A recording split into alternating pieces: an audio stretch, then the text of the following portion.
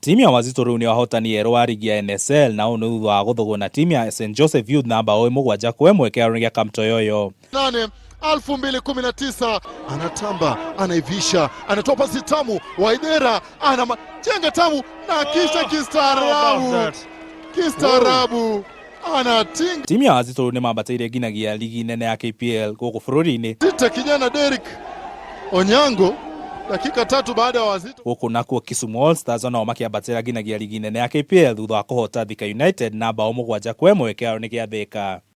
Inaingia kule, sasa hivi watafanya vipi? Na chezo cross ya chini kwa timu ya Thika rĩu nĩ maikũrũkirio nginyagia ligi ya Division 1 ona thengia ya gũikũrũkio kuma ligi ya KPL kĩmera kĩhĩtũku. Thika matinahonoka gũtigara ligi-inĩ ya NSL. Kisumu All Stars, I wish you all the best as you continue on to greatness. We know that to stay at the Premier League means even more hard work.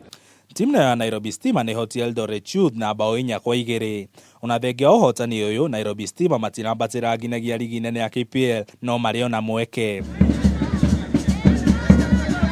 Stima nĩmegũthaka ngucanio ya playoffs na timu ya Posta Rangers arĩa mararĩkirie namba 13 ligi-inĩ ya KPL.